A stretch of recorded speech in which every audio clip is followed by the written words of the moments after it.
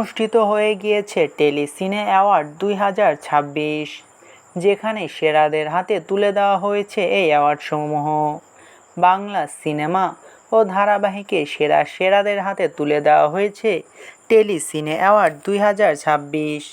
আজকের ভিডিওতে আমরা জানতে চলেছি এবছর বাংলা সিনেমা ও ধারাবাহিকে কে কোন ক্যাটাগরিতে জিতে নিয়েছে এই অ্যাওয়ার্ড।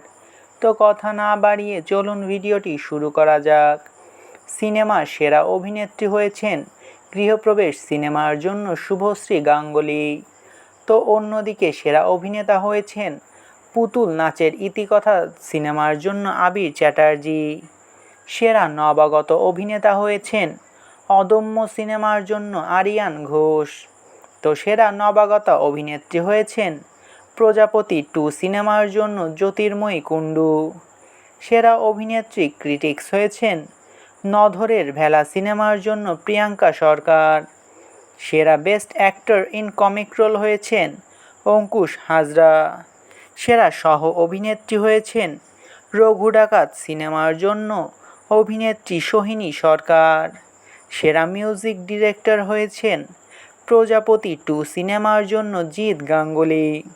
সেরা শিল্পী হয়েছেন প্রজাপতি 2 সিনেমার জন্য ইমন চক্রবর্তী। সেরা অভিনেতা টেলিভিশন হয়েছেন কোণে দেখা আলো ধারাবাহিকের জন্য সোমরাজ মাইতি। তো সেরা অভিনেত্রী টেলিভিশন হয়েছেন প্রফেসর বিদ্যা ব্যানার্জি ধারাবাহিকের জন্য স্বস্তিকা দত্ত। এ পর্যন্ত এতগুলো নিউজই উঠে এসেছে।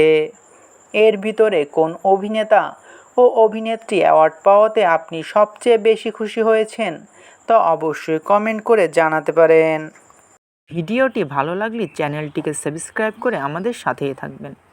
আপনাদের ভালোবাসায় আমাদের সামনে এগিয়ে যাওয়ার শক্তি যোগায়।